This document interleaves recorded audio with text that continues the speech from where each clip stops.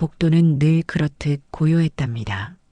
새벽부터 쓸고 닦은 바닥은 아침 햇살에 반사되어 윤기가 흘렀지요.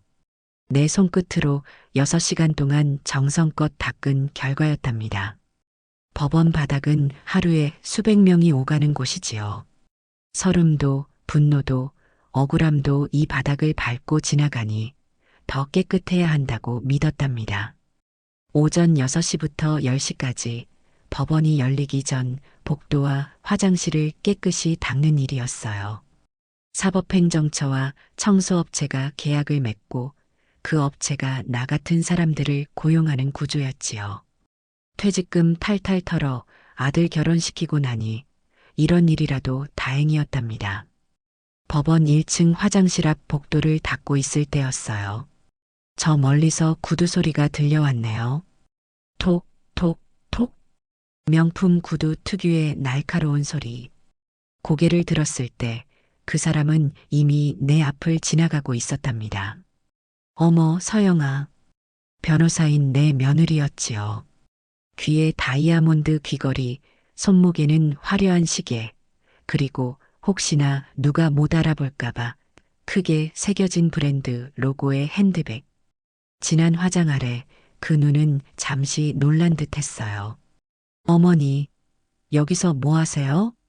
반가운 마음에 일어서며 걸레를 잠시 내려놓았답니다.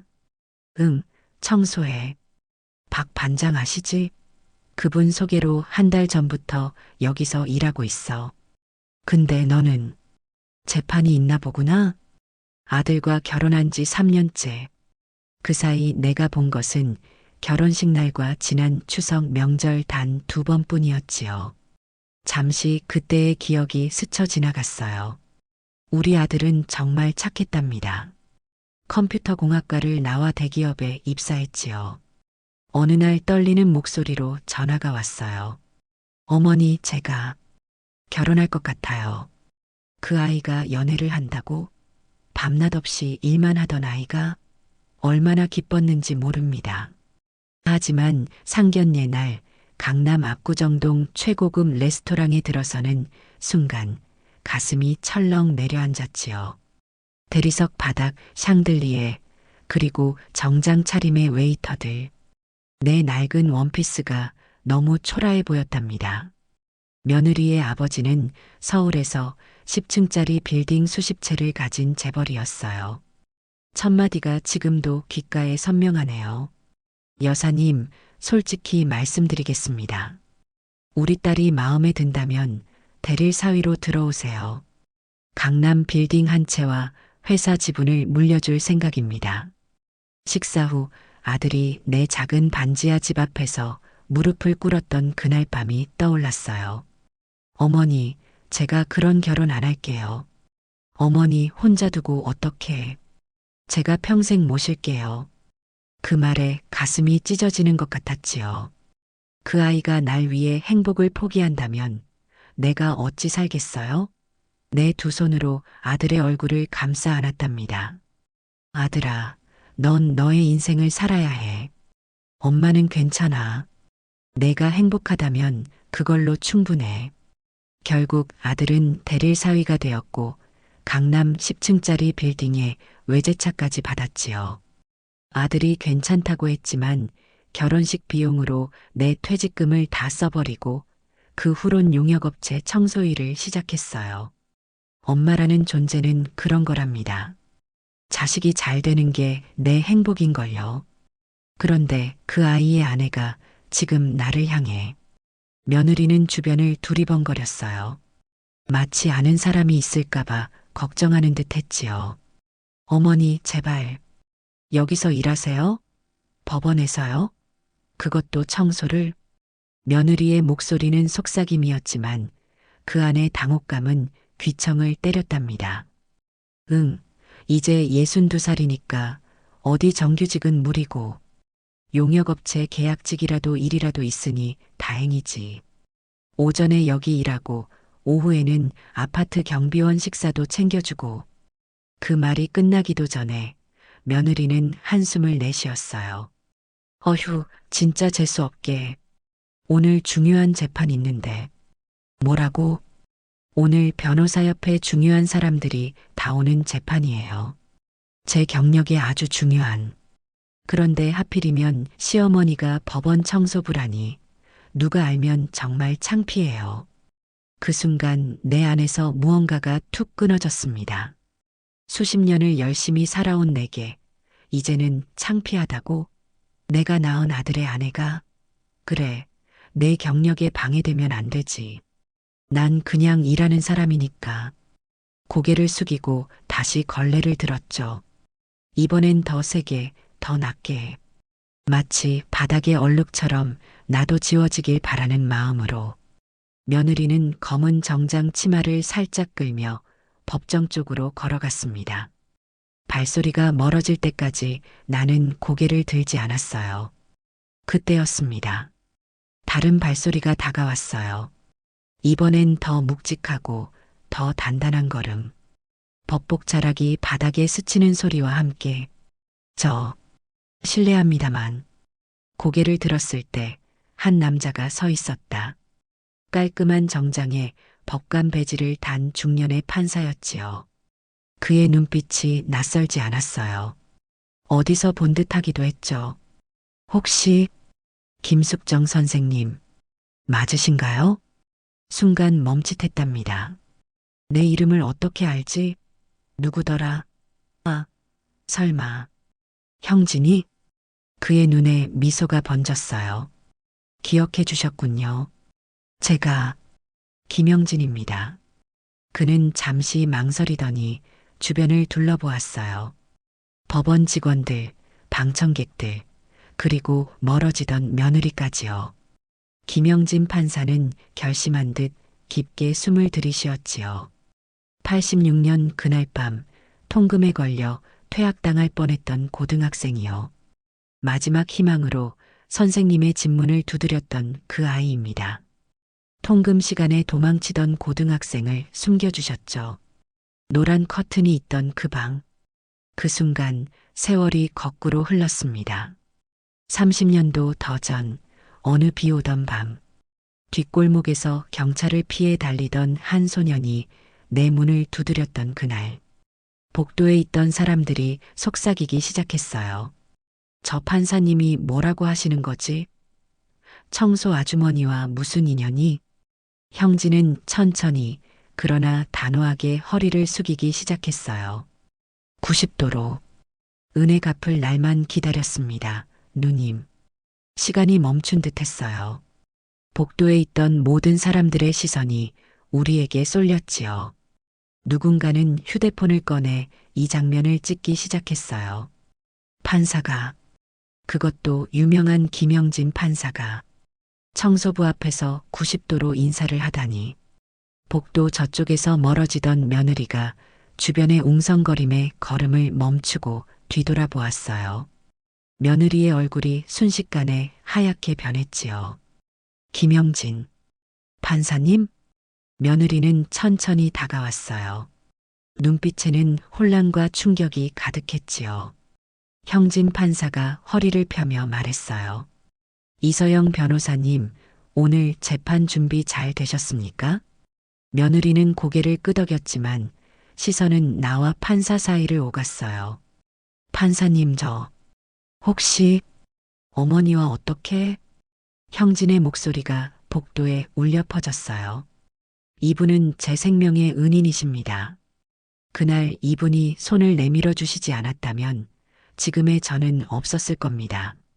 며느리의 얼굴이 붉게 달아올랐어요.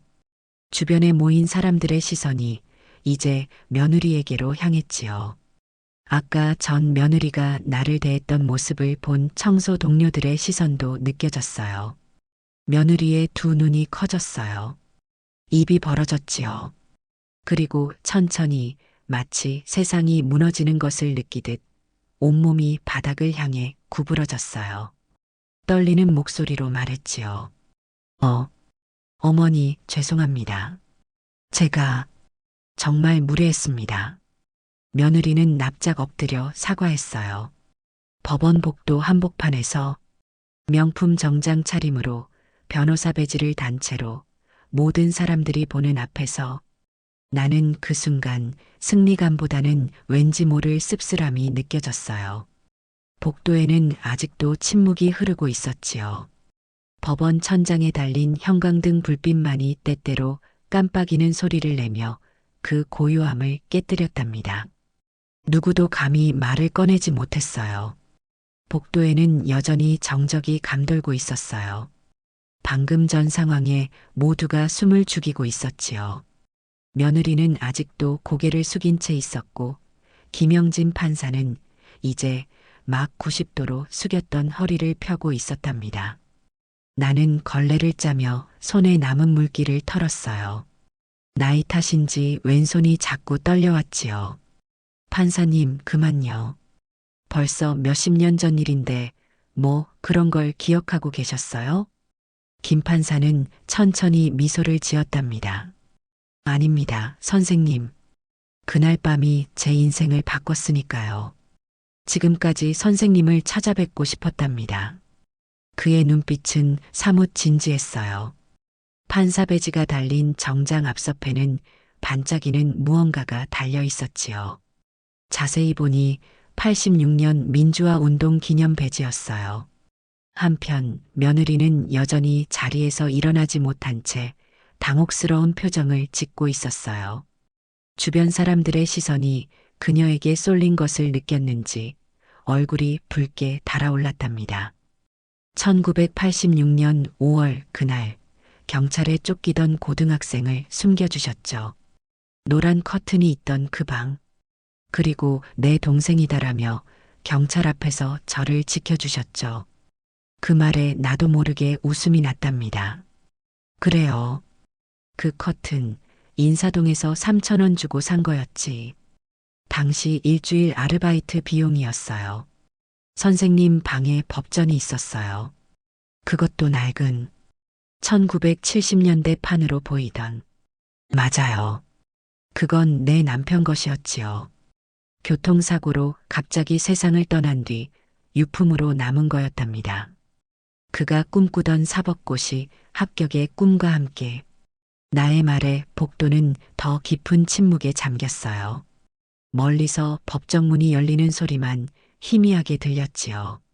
한쪽에서 내 청소 동료 박 반장이 조심스레 다가왔답니다. 우리는 함께 아침마다 커피 한 잔을 나누던 사이였지요. 그녀도 남편을 일찍 여인 60대 후반의 동료였어요. 숙정 씨, 이게 어떻게 된 일이야? 박 반장은 내게 속삭였지만 그 말은 복도에 있는 모두에게 들렸답니다. 그때 형진 판사가 말했어요. 이분이 제 은인이십니다. 86년 그날 통금에 걸려 잡혔다면 저는 고교 퇴학의 수배자 신세였을 겁니다. 숙정 누님이 내 동생이라며 숨겨주시고 형진 판사의 말에 복도에 있던 사람들이 귀를 기울였어요. 그뿐만이 아니었죠. 제가 들고 있던 민주화 유인물 때문에 학교에서 퇴학 위기에 처했을 때도 도와주셨어요. 그는 잠시 감정을 추스르는 듯 했어요. 당시 경찰이 학교에 신고를 했고 저는 불순분자로 몰려 퇴학 직전이었습니다. 그때 숙정 누님이 학생 부장실까지 찾아오셔서 그의 목소리가 약간 떨렸어요. 이 아이는 제 동생입니다. 정치 같은 건 몰라요. 그저 책 좋아하는 평범한 학생일 뿐입니다.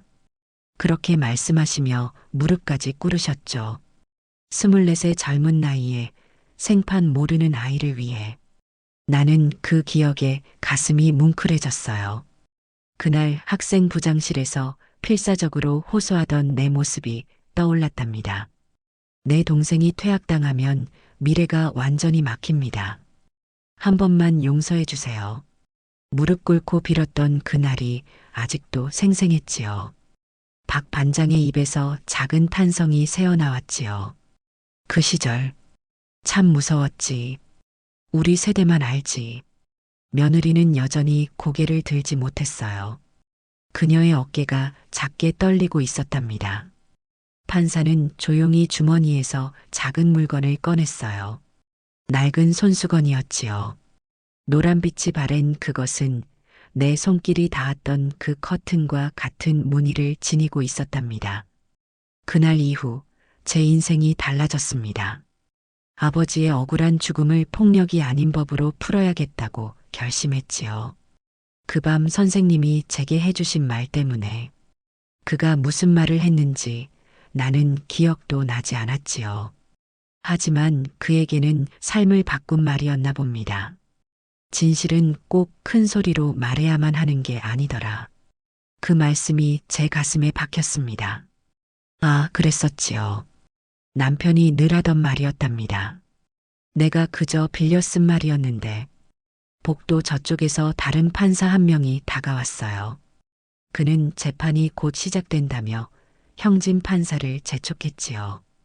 형진 판사님, 9시 재판 준비해야 합니다. 복도 반대편에서 다른 판사가 서류를 들고 다가왔어요. 형진은 정중히 고개를 끄덕였답니다. 그때 며느리가 갑자기 얼굴이 하얗게 변해 입술을 깨물었지요. 오늘 김영진 판사님이 제 재판 담당이신가요? 형진이 부드럽게 미소 지으며 대답했어요. 네, 이서영 변호사님. 변호사협회 비리 혐의 건이죠? 법정에서 뵙겠습니다. 며느리는 더욱 창백해졌답니다. 자신이 무시했던 시어머니가 재판장 판사의 은인이라니 그 충격이 얼마나 컸을까요? 며느리는 자신의 경력이 오늘로 끝날지도 모른다는 공포에 몸을 떨었어요.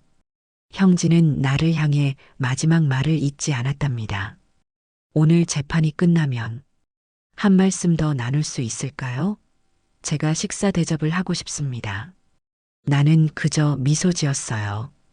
그가 법정으로 향하는 걸음을 내딛는 동안 나는 바닥을 향해 다시 몸을 숙였지요. 이제 다시 내 자리로 돌아갈 시간이었으니까요. 며느리는 다리에 힘이 풀린 듯 벽에 기대어 서 있었어요. 처음으로 며느리의 눈에 불안과 후회가 보였답니다. 며느리의 눈에서 눈물이 그렁그렁 맺혔답니다. 며느리의 자신만만했던 모습은 온데간데 없었어요. 그 순간 나는 느꼈어요. 오늘의 만남이 단순한 우연이 아니라는 것을, 삶이 그렇게 다시 돌고 도는 것을. 복도 끝 청소 도구함으로 들어가 잠시 쉬고 있었어요. 커다란 양동이를 내려놓고 팔과 어깨를 주물렀지요. 마음은 여전히 복잡했답니다. 그날 밤으로 시간이 거슬러 올라가는 듯 했어요. 눈을 감으니 그 시절의 기억이 물밀듯 밀려왔답니다. 1986년. 모든 것이 달랐던 그때. 남편이 세상을 떠나고 2년째 되던 해였지요. 나는 24의 젊은 과부였고 2살배기 아들을 홀로 키우고 있었답니다. 낮에는 봉제 공장에서 일하고 밤에는 야간 대학에 다녔어요. 남편이 이루지 못한 법대의 꿈, 내가 대신 이루려 했던 시절이었지요. 그 사람을 처음 만난 날이 떠올랐어요. 같은 고시원, 같은 식당, 같은 꿈을 꾸던 그때. 법 공부를 시작한 건 내 욕심이었지만 부모님 없이 자란 처지에도 글은 빨랐답니다. 신문지 귀퉁이에 실린 칼럼을 오려 외웠고 헌 책방에서 낡은 법전을 들고 나오던 그 가난했지만 꿈 많던 날 그가 내게 말을 걸었지요. 혼자 공부하세요? 같이 하면 안 돼요? 나 이 자리에 오래 앉아 있을 겁니다. 사법고시 준비해요? 처음 만났을 때 남편이 물었던 질문이었어요. 당시 책을 든 여자는 드물었으니까요. 그 사람은 따뜻했고 조용했으며 언제나 책을 소중히 다뤘답니다. 나는 그 사람의 옆자리에 앉는 게 좋아졌고 어느새 둘은 서로를 애칭으로 불렀지요. 우리는 같은 꿈을 꾸며 만나게 되었답니다. 하지만 인생은 그렇게 오래 웃게 두지 않았어요. 임신 사실을 알았을 때 그 사람은 1차 합격자 명단에 막 이름을 올렸지요. 우리 애 낳자. 고시든 뭐든 내가 2배로 하면 되잖아. 웃으며 말했지만 아이 낳은 지 2달도 안 돼요. 그는 오토바이 사고로 떠났답니다. 이 세상에서 가장 조용히, 가장 억울하게, 가장 말도 안 되게. 그의 꿈은 교통사고와 함께 산산조각이 났지요. 그리고 남은 건 낡은 법전 한 권과 2살 아들뿐이었답니다. 그날 이후 나는 책을 잡지 못했어요. 아이를 안고 눈을 감은 채 하루를 버텼지요. 가스불을 켜놓고 바닥에 주저앉았던 날도 있었답니다. 살아야 해, 살아야 해. 매일 아침 거울을 보며 되뇌던 말이었지요. 그러다 아들이 옹알이 하듯 내 이름을 부르자 나는 다시 눈을 떴답니다. 그래, 내가 날 살리는구나. 그렇게 아들이 엄마라고 부를 때마다 다시 일어섰어요. 낮에 공부 대신 나는 일터로 갔지요. 그렇게 청계천 근처 작은 반지하 방에서 아들과 둘이 살았답니다. 낮에는 봉제 공장에서 미싱을 밟았어요. 그때만 해도 공장 한쪽에 애기 보따리를 풀어놓고 일하는 어머니들이 많았지요. 우리 같은 여자들은 서로의 아이를 번갈아 봐주며 살았답니다. 숙정이 애 좀 봐줄게. 너 빨리 가서 야간 대학 수업 들어가. 고마워. 내일은 내가 미영이 애 봐줄게. 이런 말들이 우리의 일상이었어요. 봉제 공장 아주머니들의 정이 없었다면 살아남지 못했을 거예요. 저녁엔 이웃집 할머니께 라면 한 봉지 드리고 아들을 맡기고 자습실에서 책을 붙들었지요. 식당, 다방, 시장, 사무실, 빌딩 청소, 학원 정리. 어떤 일이든 닥치는 대로 했답니다. 밤을 나처럼 쓰며 버텼지요. 그때는 지금처럼 어린이집도 없고 보육제도도 없었어요. 그저 서로 의지하며 살아갔답니다. 이웃들과 돌아가며 아이를 맡기고 김치 한 포기라도 나눠 먹고 그런 세상이었지요. 자습실 근처에서 형진을 처음 만났답니다. 그날은 비가 많이 내렸어요. 야간 자습을 마치고 돌아오는 길 골목에서 뛰어오는 소리가 들렸지요. 뒤돌아보니 교복 입은 고등학생 하나가 헐레벌떡 달려오고 있었어요. 누나, 좀 도와주세요. 경찰이. 17살쯤 되어 보이는 그 아이의 얼굴에는 공포가 가득했어요. 등에는 책가방, 손에는 검은색 비닐봉지가 들려 있었지요. 비닐봉지 사이로 책자들이 보였답니다. 그리고 멀리서 들려오는 호루라기 소리와 부츠 소리. 통금 시간을 어긴 학생들을 잡으러 다니는 경찰들이었지요. 빨리 이쪽으로. 그 아이의 손을 잡고 내 방으로 데려갔어요. 좁은 반지하 방, 노란 꽃무늬 커튼이 바람에 날리고 있었지요. 바깥엔 가로등 불빛이 희미하게 들어오고 있었어요. 거기 방 안에 누구 있죠? 문을 두드리는 소리와 함께 경찰이 찾아왔어요. 나는 문을 조금 열고 공손하게 대답했답니다. 제 동생이에요. 공부 좋아하는 얘라 시험 준비하느라 늦었네요.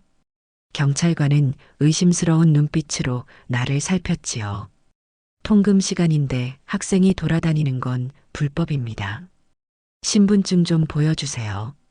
그때 아들이 울음을 터뜨렸어요. 방 안쪽에서 들려오는 그 울음소리가 오히려 우리를 구했답니다. 아이 좀 봐야 해서요.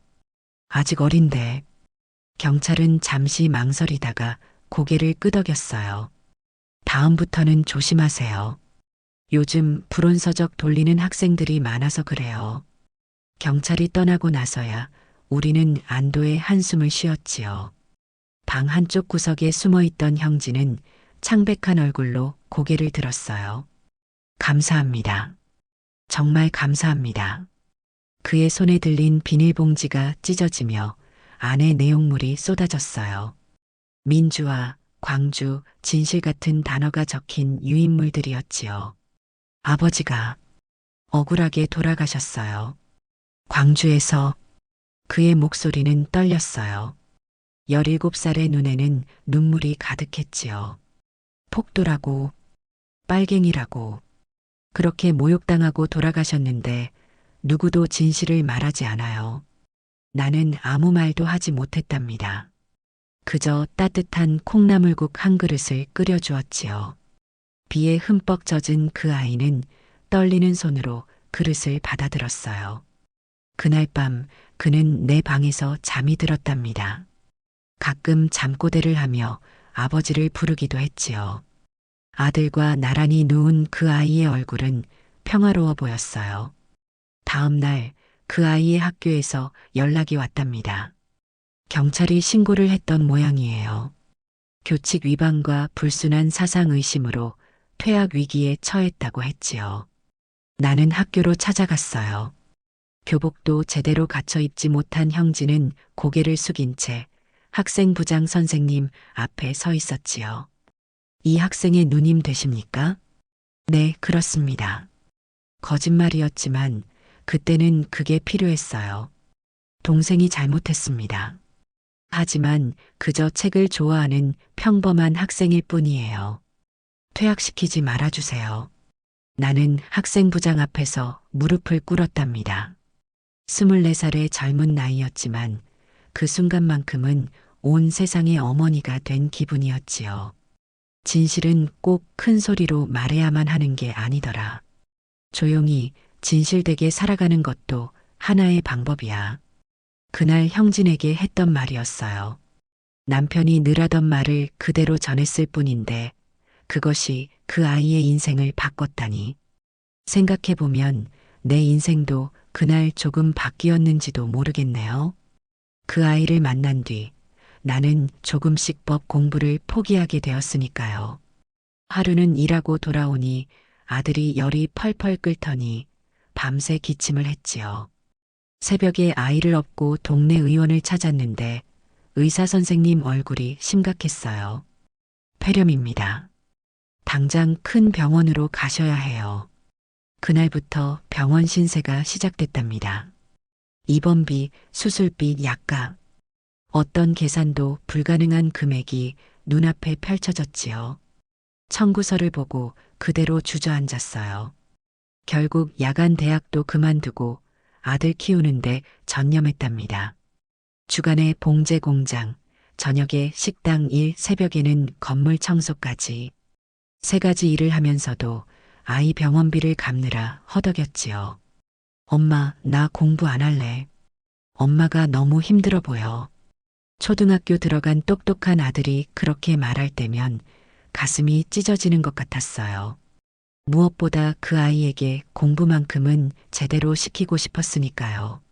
아니, 우리 아들은 꼭 공부 끝까지 해서 훌륭한 사람 되는 거야. 함께 울던 밤이었어요. 그때만 해도 내가 도와줬던 그 고등학생이 훗날 이렇게 유명한 판사가 될 줄은 상상도 못했답니다. 그리고 세월이 흘러 그 아이는 판사가 되었고 아들은 자라서 컴퓨터 회사에 취직했지요. 성실했던 아들은 대기업에 들어가더니 어느새 임원까지 올랐답니다.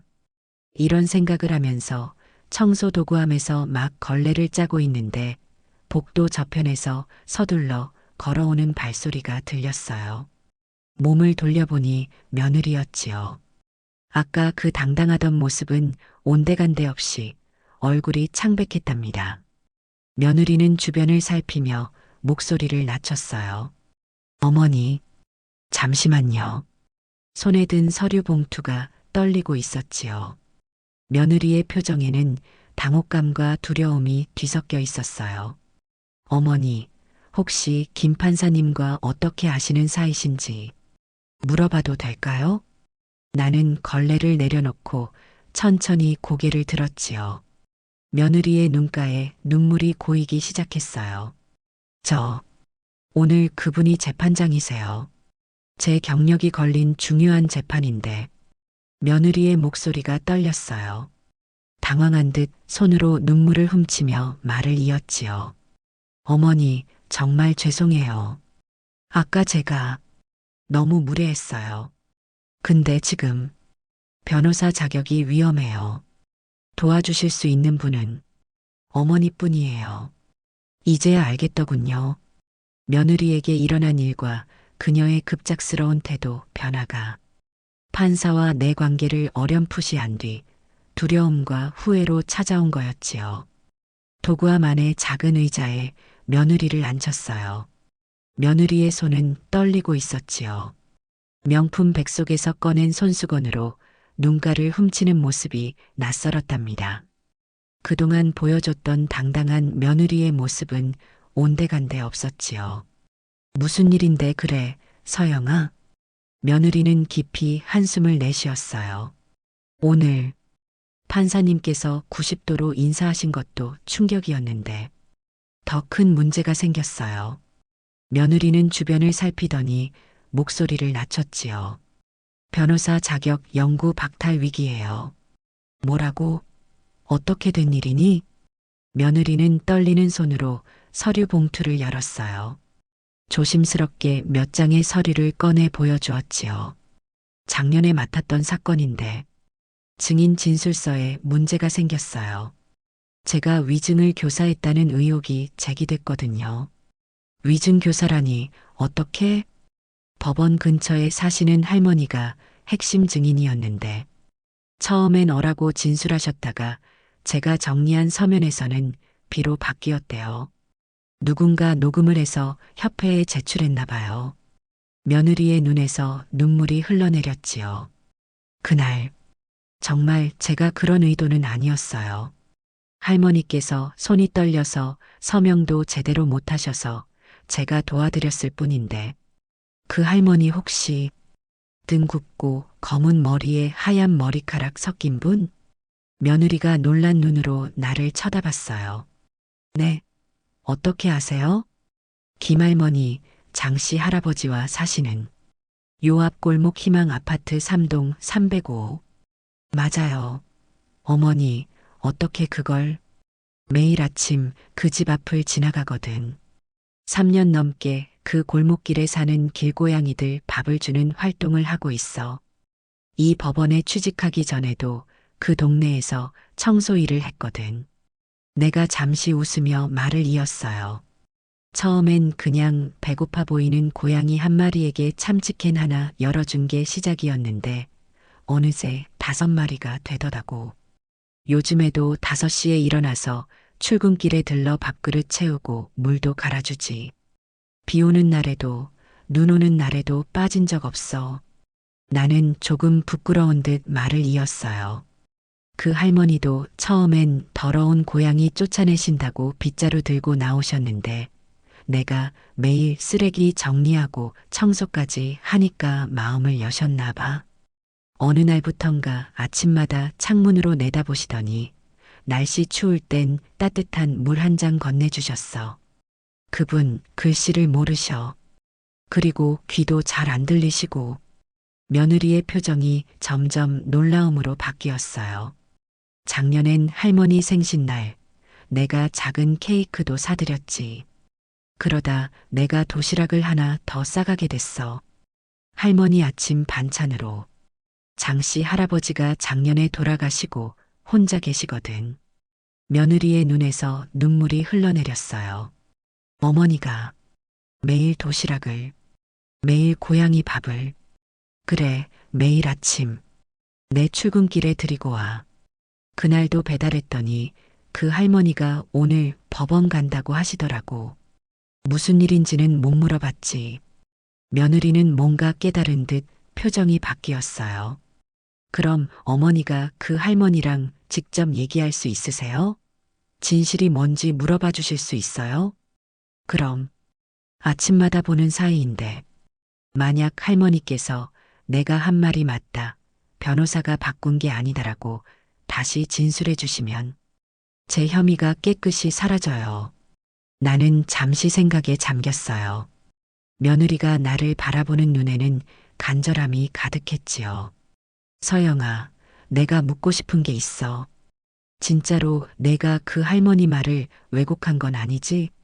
절대 아니에요. 정말이에요. 할머니가 말씀하신 걸 제가 받아 적었을 뿐인데 이번 일로 제 경력이 완전히 끝날 수도 있어요. 눈빛에 진심이 보였어요. 나는 일어서서 앞치마를 정리했지요. 알았어. 내일 아침에 할머니 만나면 얘기해 볼게. 하지만 약속은 못해. 정말요? 어머니. 그런데 나는 잠시 망설이다가 낡은 수첩을 꺼냈어요. 1980년대 법 공부하던 시절의 필기였지요. 형사소송법에 보면 증인의 진술이 바뀐 경우에도 단순한 기억착오로 인정한 판례가 있었지. 1985년도였나. 증언 간 불일치만으로 유죄라 단정할 수 없다고 했던 판결, 기억나? 물론 지금 기준으론 다르게 해석될 수도 있지만 며느리의 입이 떡 벌어졌어요. 어머니가 그런 걸 어떻게 해? 남편이 사법고시 준비하던 거야. 그때 같이 공부했지. 며느리의 눈에 놀라움이 가득했어요. 아마 지금까지 저를 그저 청소하는 아줌마로만 봤을 테니까요. 그리고 진술 녹음을 제출한 사람이 누군지도 알아야 해. 왜 그런 녹음을 했는지, 협회에 제출한 의도가 뭔지.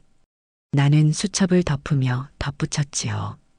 법은 진실을 밝히는 도구지, 누군가를 함정에 빠뜨리는 도구가 아니야. 내 말에 며느리의 눈에서 눈물이 흘러내렸어요. 어머니, 저는 그동안 이제 그만 가봐. 재판 들어가야 하지? 며느리는 주저하다가 일어났어요. 문 앞에서 며느리가 돌아보았지요. 어머니, 어떻게 제게 도움을 주실 수 있는 거예요? 제가 그동안 어머니를 얼마나. 너는 내 며느리니까. 그게 전부야. 그 말에 며느리는 입술을 깨물었어요. 뭔가 말하려다 참는 듯 했지요. 어머니, 판사님하고는 어떻게 아는 사이세요? 86년 그때는 내가 24이었어. 아들 키우면서 야간 대학 다니던 시절이지. 형진이는 그냥 도움이 필요한 아이였어. 근데 그분이 지금은 베스트 판사로 선정될 정도로 유명하신 분이잖아요. 그래, 난 몰랐네. 며느리는 믿기지 않는다는 눈빛으로 나를 바라봤어요. 오늘 오후 5시에 변호사협회 조사위원회가 열려요. 그때 할머니 진술을 들고 와주실 수 있으세요? 할머니가 협조해 주신다면 가능하지. 며느리가 고개를 숙이며 속삭였어요. 감사합니다. 어머니, 며느리가 나가고 난 뒤 내 손을 바라보았지요. 걸레질로 거칠어진 이 손이 이제는 며느리의 미래를 살릴 수도 있다니. 인생이란 참 이상한 것이었어요. 복도 저편에서 김영진 판사가 걸어오는 모습이 보였어요. 그는 나를 보고 미소 지었지요. 선생님, 식사 초대 약속 기억하고 계시죠? 그럼요. 잊을 리가 있나요? 근데 혹시 지금 무슨 일 있으셨나요? 조금 걱정돼 보이세요. 어떻게 알았을까요? 그것도 나의 표정만 보고. 별일 아니에요. 그냥 가족 문제죠, 뭐. 도움이 필요하시면 언제든 말씀해 주세요. 은혜를 아직 다 못 갚았으니까요. 나는 웃으며 고개를 끄덕였어요.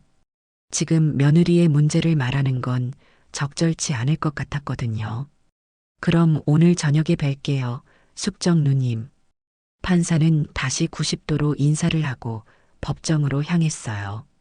법복 자락이 흩날리는 모습을 보며 생각했지요. 그날 내가 도와준 소년이 이젠 저렇게 훌륭한 판사가 되었구나. 김영진 판사라면 오후에 열리는 며느리의 변호사협회 조사위원회에 도움을 줄 수 있을지도 모르겠어. 특별 증인으로 참석해서 전문가 의견을 내준다면 위원회도 귀 기울이겠지. 내가 도움을 준 아이가 우리 가족의 문제를 해결해 줄지도 모르겠네. 세상 일은 참 알 수 없네. 오후 5시 서울변호사회관 대신 법원 4층 회의실에 사람들이 모여 있었어요. 오늘 조사위원회는 특별히 법원 시설을 빌려 진행된다고 했지요. 오늘은 현직 판사님도 증인으로 참석하시고 증거 검토를 위해 법원 시설이 필요하다고 해서요. 복도에서 만난 다른 변호사가 살짝 귀띔해 주었답니다. 아마도 김영진 판사의 요청으로 장소가 변경된 것 같았어요. 변호사협회 조사위원회가 열리는 곳 앞에서 나는 김할머니와 함께 의자에 앉아 기다리고 있었답니다. 내가 왜 법원에 와야 하는 거요? 이 나이에. 김할머니는 불평하셨지만 찾아가 설명드리자 흔쾌히 와주셨지요. 따뜻한 음식을 매일 가져다 주는 착한 아줌마의 부탁이라면 들어주겠다고 하셨어요. 할머니, 조금만 참으세요. 곧 끝날 거예요. 나는 할머니 손을 잡았지요. 등이 굽은 80 넘은 할머니의 손은 내 손보다도 더 굵고 거칠었답니다. 평생 장사하고 살아오신 흔적이었지요. 회의실 문이 열리고 한 직원이 나왔어요. 김숙정님과 김옥녀 할머님 들어오시겠어요? 우리는 천천히 회의실로 들어갔어요. 길다란 테이블 앞에 10여 명의 사람들이 앉아 있었지요. 맨 끝에는 내 며느리가 앉아 있었어요. 하얀 얼굴에 긴장한 표정이었지요. 그리고 놀랍게도 테이블 맨 앞에는 김영진 판사가 앉아 있었답니다. 이번 조사위원회의 특별 증인으로 모시게 된 김영진 판사님께서 자리를 함께 해주셨습니다. 주변에서 작은 탄성이 흘러나왔어요. 정말로 유명한 판사인 모양이었지요. 할머니와 나는 준비된 자리에 앉았어요. 위원장이 말했지요. 이번 사건은 변호사 이서영 씨가 김옥녀 할머님의 진술을 조작했다는 의혹에 관한 건입니다. 오늘 새로운 증거가 제출되어 재조사하게 되었습니다. 할머니는 긴장한 듯 내 손을 꼭 잡으셨어요. 나는 작은 목소리로 속삭였지요. 할머니, 그냥 진실만 말씀하세요. 그게 전부예요. 김옥녀 할머님, 작년 9월 23일 이서영 변호사가 할머님 댁에 찾아와 진술서를 작성했을 때의 상황을 기억하십니까? 할머니는 천천히 고개를 끄덕이셨어요. 기억하지. 그날 비가 많이 왔었어. 할머님께서는 원래 현관에서 사람을 보지 못했다고 진술하셨는데 나중에 법원에 제출된 서류에는 분명히 보았다로 바뀌어 있습니다. 이 변호사가 의도적으로 바꾼 것인가요? 할머니는 잠시 생각에 잠기셨다가 또렷한 목소리로 말씀하셨어요. 아니, 그게 아니라 내가 처음에는 보지 못했다고 했는데 그 변호사가 물어보더라고. 할머니, 그럼 혹시 모자를 쓴 사람은 보셨나요? 그래서 내가 맞다. 모자 쓴 사람은 봤지. 그랬던 거야. 위원들의 표정이 변했어요. 조용히 서로 눈빛을 교환하는 모습이 보였지요. 그럼 진술을 바꾸신 건 할머님 본인이셨나요? 변호사가 강요한 게 아니고요. 그럼 늙었다고 내가 정신이 없는 줄 아나? 내 말이 맞아. 그리고 그 변호사가 그날 진술서 읽어줬어. 내가 글을 몰라서 그랬지만 들어보니 내 말이 맞더라고. 회의실에 작은 웅성거림이 퍼졌어요. 위원장이 손을 들어 조용히 시켰지요. 김영진 판사님, 특별 증인으로서 하실 말씀이 있으신지요? 형진이 일어났어요. 그의 목소리는 침착했지요. 네, 저는 이 사건에 관해 녹음된 증거를 검토했습니다. 녹음 내용만으로는 이서영 변호사의 위증 교사가 성립하기 어렵다고 생각합니다. 또한 이 녹음을 제출한 사람의 의도에 대해서도 재고가 필요합니다. 무슨 말씀이신지? 이 녹음을 협회에 제출한 사람은 이서영 변호사의 경쟁 로펌 소속 변호사입니다. 해당 로펌은 최근 이서영 변호사가 담당한 대형 소송에서 패소한 이후 의도적으로 이 사건을 조작했을 가능성이 높습니다. 순간 며느리의 눈이 커졌어요. 아마 그녀도 몰랐던 사실인 듯 했지요. 위원장이 고개를 끄덕였어요. 그렇다면 이 사건은 기각하는 것이 맞겠습니다. 이서영 변호사님, 앞으로 증인 진술을 받을 때는 녹취록을 함께 작성하시길 권고합니다. 이상으로 조사를 마칩니다. 회의실 문이 열리고 사람들이 빠져나가기 시작했어요. 나는 할머니를 부축해 일어섰지요. 고마워요, 할머니. 내일 아침에 더 맛있는 반찬 해드릴게요. 뭐, 별거 아니야. 나도 이럴 때 도움 줄 수 있어 좋네. 할머니를 모시고 나가려는데 형진이 다가왔어요. 김옥녀 할머님, 감사합니다. 저희가 차로 모셔다 드리겠습니다. 그리고 나를 향해 말했지요. 숙정 누님, 저녁 약속 여전히 유효하죠? 7시에 뵙겠습니다. 형진이 할머니를 모시고 나가고 회의실은 점점 비어갔어요. 이제 남은 건 나와 며느리뿐이었지요. 며느리는 한동안 말없이 테이블만 바라보다가 천천히 일어나 내게 다가왔어요. 그리고는 갑자기 무릎을 꿇었답니다. 어머니, 그녀의 목소리가 떨렸어요. 정말 죄송합니다. 제가 얼마나 무례했는지, 어떤 분을 무시했는지, 이제야 알겠어요. 눈물이 그녀의 눈에서 흘러내렸지요. 아들이 항상 어머니는 특별한 분이라고 말했는데 제가 그걸 무시했어요. 제 자존심과 허영 때문에 나는 그녀를 일으켰어요. 일어나 서영아. 여기서 무릎 꿇지 마. 어머님, 김 판사님도 은혜를 갚는다고 하시고 또 어떻게 할머니와 그렇게 가까우신 거예요? 어머님은 도대체 난 그냥 오랫동안 살아본 사람이야. 그 과정에서 만난 인연들이지. 그녀는 눈물을 닦으며 작은 목소리로 말했어요. 어머님이 없었다면 오늘 전 변호사 자격을 잃었을 거예요. 사는 건 그런 거야, 서영아. 도와주고 도움받고 너의 남편, 내 아들도 그 마음을 알아. 그래서 너를 만났을 거야.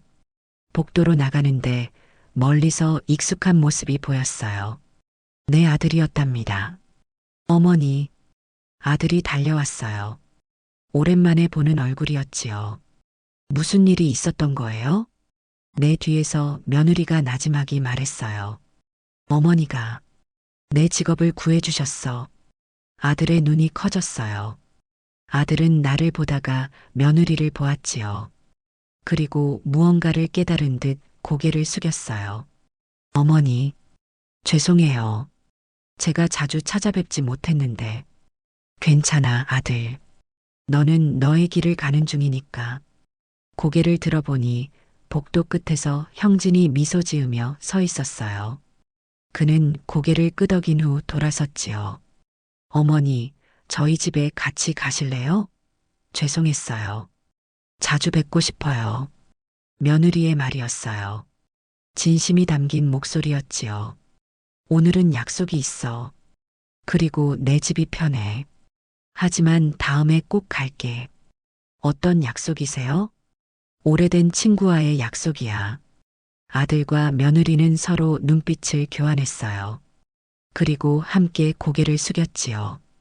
어머니, 다음 주말에 꼭 모시러 올게요. 맛있는 것도 많이 준비할게요. 두 사람은 내 손을 꼭 잡았다가 천천히 복도를 따라 걸어갔어요. 아들 내외의 뒷모습을 보며 생각했지요. 이제야 진짜 가족이 되어가는구나. 나는 천천히 청소도구함으로 향했어요. 오후 근무는 끝났지만 아직 정리할 게 있었지요. 그리고 저녁 약속도 있었고요. 오래된 앞치마를 벗으며 생각했어요. 어쩌면 이제야 내 인생에도 새로운 장이 열리고 있는지도 모르겠네요. 저녁 7시 법원 건너편 오래된 다방 앞에 서 있었어요. 유리창 너머로 들어오는 노란 불빛이 그날의 커튼을 떠올리게 했지요. 퇴근 후 집에 들러 옷을 갈아입고 왔답니다.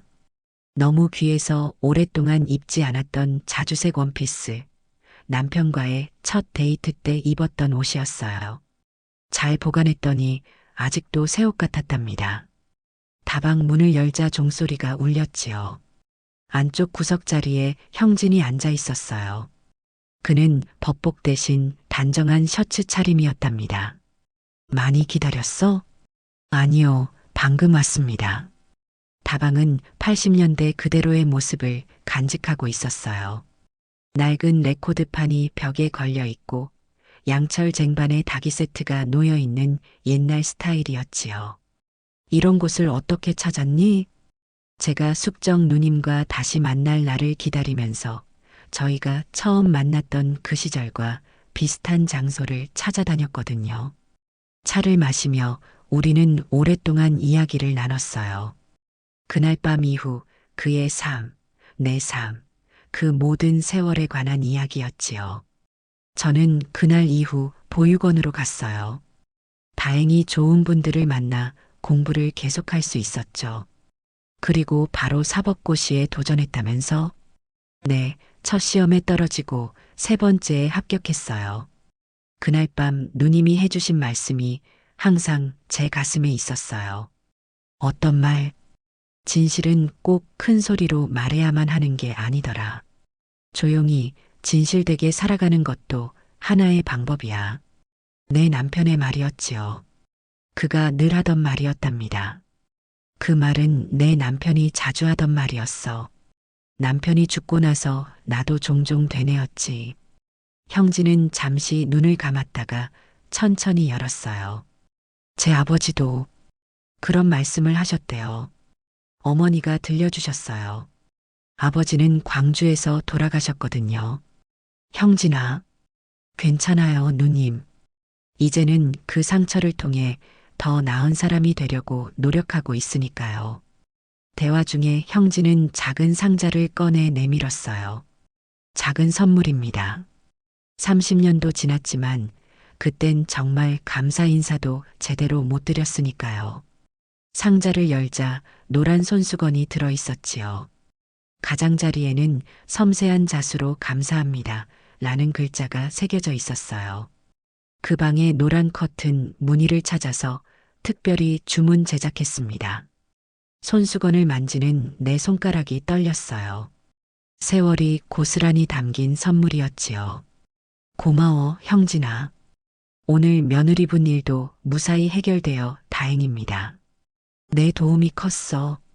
변호사협회 조사위원회에서 증언까지 해주고. 형진은 미소 지었어요. 누님의 며느리라면 당연히 더 도와야죠. 물론 증거를 검토한 결과 정말 무고한 것이 확실했기에 가능했습니다만. 작은 침묵이 흘렀어요. 찻잔에서 김이 모락모락 피어올랐지요. 누님 요즘은 어떻게 지내세요? 그냥 그렇지 뭐. 평범하게. 아침에 청소하고 오후에 고양이 밥 주고 저녁엔 책도 읽고 법 관련 책도 여전히 읽으시나요? 가끔 남편이 남긴 책들을 정리하다 보면 그 시절 생각이 나서 형진은 조심스레 물었어요. 혹시 법원 일 말고 다른 일에 관심 있으신가요? 왜? 제가 어린이 법률 교육센터를 운영하고 있는데요. 아이들에게 쉽게 법을 알려주는 일이에요. 누님처럼 삶의 경험과 법률 지식을 가진 분이 필요합니다. 나 같은 사람이 무슨, 누구보다 적합하세요. 학위가 중요한 게 아니라 진짜 삶과 법의 의미를 아는 사람이 필요합니다. 마음 한편이 따뜻해졌어요. 내가 공부했던 그 시간들, 남편과 함께 꿈꿨던 그날들이 결국 헛되지 않았다는 생각이 들었지요. 생각해 볼게. 그때 휴대폰이 울렸어요. 아들이었지요. 제가 너무 죄송해요. 그동안 자주 찾아뵙지도 못하고 오늘 저녁 말고 조만간 제가 식사 자리 마련할게요. 그래, 고마워. 또 통화하자. 친구랑 아직 이야기 중이야. 전화를 끊고 형진을 바라봤어요. 그는 창밖을 보며 미소 짓고 있었지요. 집까지 제가 바래다 드릴게요. 고마워. 우리가 다시 만난 것도 어떤 인연인 것 같네요. 그러게. 그날 내가 방문을 열어주지 않았다면 제가 지금 여기 없었겠죠. 나도 마찬가지야. 비 내리는 창밖을 바라보며 생각했어요. 어쩌면 세상은 참 신기한 곳이구나. 우리가 베푼 작은 친절, 내뱉은 작은 말 한마디가 누군가의 인생을, 그리고 결국 내 인생까지 바꿀 수 있다니. 다음 주말 아들과 며느리가 나를 찾아온다고 했지요. 며느리는 저녁을 함께 먹자고 했고요. 형진도 내게 새로운 일을 제안했답니다. 내 삶에 오랜만에 변화의 바람이 불어오는 것 같았어요. 집으로 돌아가는 길, 형진은 우산을 씌워주며 내 팔을 잡아주었어요. 우리는 거리를 천천히 걸었답니다. 가로등 불빛 아래 우리의 그림자가 길게 늘어졌지요. 누님 행복하세요? 갑작스러운 질문에 잠시 생각에 잠겼어요. 행복이란 무엇일까? 내가 지금 느끼는 이 감정은 무엇일까? 글쎄, 지금 이 순간은 행복한 것 같아. 그는 말없이 고개를 끄덕였어요.